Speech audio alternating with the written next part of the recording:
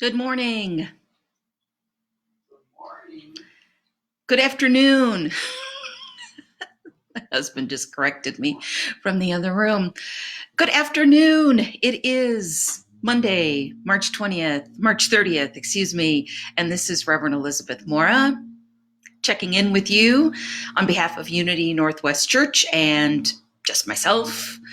And I am using I'm going to be kind of looking around the screen a little bit more than I normally do because I'm getting used to Facebook. Amongst all of this, rolled out a new producer app for Facebook Lives, which I'm sure is a great thing.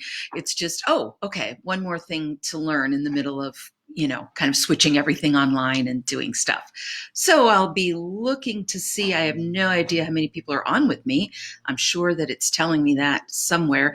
So if you are online with me, would you go ahead and say hello in the chat box, which I think is to your right?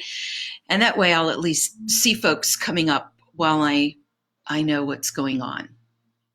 So I'm going to just look around the screen for a minute, pause, and hang in there, folks, while I figure out if I can see anything right now.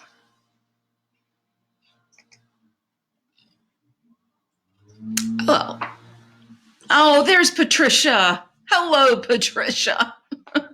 I can always count on you to show up. Thanks, Patricia. It's good to see you. Now I know this is working. It's a whole different, well, not whole, but it's a little bit of a different setup. Welcome to Check In with Reverend Elizabeth. I'm excited today to share with you one of my favorite teachings, Byron Katie. If you've heard of Byron Katie, give it a clap. And I'm going to grab some of my Byron Katie cards, trading cards, if you will, just a second. And I shared a couple of these the other day, so I might share a couple of more cards today. I want to start with, Byron Katie. The teaching of Byron Katie is from her book called Loving What Is, which is a really interesting concept as we're dealing with the coronavirus and COVID-19 and being at home and lives upended and 33 million people, first-time unemployment claims, a record, and all sorts of things. Loving what is. Now, in the 20 or so years that I've been working with Katie's work, I've listened to lots of other teachers who also do her work. And one suggestion from one of them is maybe we don't have to love it all, loving it all, loving what is. But maybe we simply need to accept it or see it or be with it. And the interesting thing is that every concept that I've ever worked with, and we're going to do that in a second, I have eventually gotten to a place where I could say that I love it on some level, that I see love. I can bring love to that situation, and my heart is open enough to have been healed by it or see something. So maybe loving what is sort of the end goal. It's like living in the absolute world and living from your Christ presence all the time. An ideal, or it may be, I even hesitate to use the word goal, but it is something that we aspire to, I think, on the spiritual realm, is being able to love what is, because what is reality is what wins. That's my favorite quote from Byron Katie, and maybe my favorite life quote, period, the thing that drives me, that I really live by. Reality is God because it wins. Reality wins. What is happening right here in my consciousness, in this physical world, both places, which are the same, it wins. And so I might as well flow with it, like martial arts. Let me flow with this and let me find a way to be in a place of love with it. Now, we don't just jump there. We sometimes do. And then sometimes we need to do a little writing. And so I am grabbing a piece of scratch paper here. And we're going to do the work of Byron Katie. You want to come and say hi, Arturo and Pretty? Hi, Arturo. It's time for our guest visit, our guest speaker. Hello, Arturo. Say hi to Facebook Live. This is our adorable kitty Pretty. and my adorable husband are true. I'm really blessed. I feel really blessed that I'm not sheltered in place alone. I'm blessed to have a partner, someone to talk to. And as an extrovert, that's good. And if you're not, reach out to people that you know. Let them know that you're on your own and you could really use some extra support. Or if you're on your own and you're just fine, that's good. But this is a time where depression and anxiety and all those feelings are up for people. If they are for you, please, please take care of yourself and reach out. And perhaps Byron Katie can be some help. So there are 4 questions. If we were doing a fancy class, I'd switch over to screen share and all that, but I'm not going to do that right now. You can look this all up on thework.org. I think it's .org, could be .com. Thework.org, Byron Katie's work. You can see worksheets that you can print out for yourself and a million resources if you like what I'm sharing. So the first thing that you do with the work of Byron Katie is you say, what is the stressful thought right now? What is it that's stressing me out? And then you pick one and you write that down. I'm going to take what I think might be stressing most of us out right now. Let's just say this. I am afraid of COVID-19. How about that? I am afraid of COVID-19. And that's one way that I could write that statement. Another way that I could write that statement is COVID-19 shouldn't be here. I'm going to write that one down. COVID-19 shouldn't be here. There we go. And when you see on her worksheet that you can fill in the emotion, fill in the thought, and then you've got a whole worksheet that you can fill in, because the first step is to process and recognize your stressful thoughts and put them on paper. Whenever you have a stressful thought, write it down, put it on paper, question it, and turn it around. That's the basic way that we do this. I'm going to start with that. And you could fill it in any way that you'd like. You could say, I am mad at my sister. I am upset with my boss. You could say, my boss shouldn't have done that. My husband shouldn't be doing that. Shoulds and shouldn'ts are really powerful to work with because they get right at the crux of what you think is bothering you. So let's take the more powerful one. I'm going to go with a should and a shouldn't. I'm going to go with COVID-19 shouldn't be here. So the first question is it true? And here's where we stop and we get into our feeling nature and we check in. Instead of just off the top of my head, COVID-19 shouldn't be here. Yeah, that's true. Let me check. Okay. And you say it to yourself. COVID-19 shouldn't be here. Is it true? And the answer that came up to me is, I don't know. I don't know if it should or shouldn't be here. I don't know if it's for good, for bad. That's not the point right now. Just, is it true? These things that we think are absolutes and that absolutely are true for us. So often when we question and we go, well, I don't really know.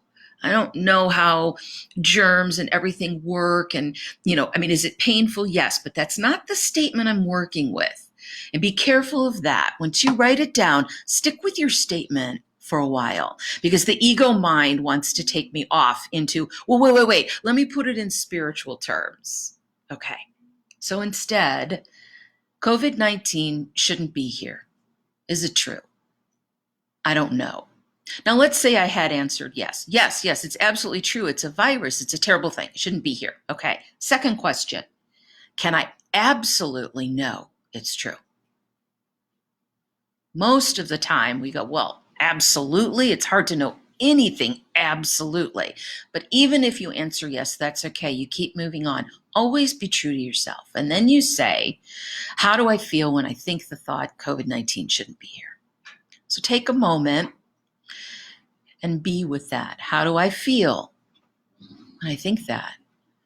I get scared and I feel a tightness in my chest and my voice starts to crackle and I feel horrible. And then you could write all of that down. You can process that. And that's the emotional processing part where you get in touch with those feelings We're not doing a spiritual bypass. We're not trying to jump to the happy face right away. Then the fourth question, who would I be without the thought, COVID-19 shouldn't be here? And I invite you to be with that right now. Who would I be? Picture myself. Feel into who would I be without the thought, COVID-19 shouldn't be here? Who would I be? What comes to mind for me is I would be busy about addressing whatever I need to do instead of worrying about whether it should or shouldn't be here. It's here. It's reality for this moment. In the physical world, it's here. So I would stop focusing on why is this happening? Oh, woe is me. Oh, woe is us. And I'd say, okay, what could I do? I'd also be more calm so that I could face it and do what I need to do or not do more calmly. And on from there. So you test out. It doesn't mean you have to get rid of the thought. If you want to hold on to that thought, you hold on to it as long as you want to. But if it's bringing you stress and pain, try on in the fourth question what it would be like to just not have that thought. Even if you lived your life exactly the same as you were going to with that thought. I'm still going to buy gloves and I'm going to spray things down. I can do all of that without the thought, it shouldn't be here. Then, after you've answered those four questions, you do what's called a turnaround. And the turnaround can go, usually there's up to about 3 turnarounds, and it's the opposite land. So the first obvious one would be COVID-19 should be here. COVID-19 should be happening. And you can see if that feels true or truer to you, then it shouldn't be happening. And some people might say, well, with what's happening with animal transmission and the way that markets are and yeah, it makes sense that it's happening. It should be here in that level. Environmentally, ecologically, maybe it should be here. Or, and usually when I do this, I say, COVID-19 shouldn't be doing this to me. It's usually if I make myself the victim. So COVID shouldn't be in my life. COVID shouldn't be here in my world.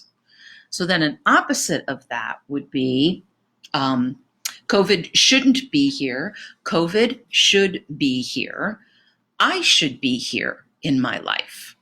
The flip of the COVID, whatever COVID is doing to me, I should be here. I shouldn't be here in my life. That one may not work. They don't all always work. But for instance, if we had taken the statement, my husband, I don't want to say that because my husband's great, my friend is mean to me. The turnaround would be, how am I mean to me? So instead of, hi, Jean, good to see you. Instead of COVID shouldn't be causing this stress in my life, I shouldn't be causing this stress in my life. Oh, COVID might be causing me this much stress, but I'm causing myself much more stress by thinking about it at times when it's not benefiting me. So the turnaround is that what I think the persecutor is doing to me, I'm doing to me. Now, don't take that as an excuse to beat yourself up. Oh, I can't believe I'm the one that's beating myself up. I was so stupid. No. What we do with this is we make it gentle and sweet, and we can even laugh at it. The great news is what it means is you're in charge. Whatever's going on in here, whatever the story is, and most of what we live, most of the pain in our life is story, maybe even all of it, all the suffering, story. So COVID, maybe this much, my thinking, this much. Which one do I have ultimate control over? My thinking.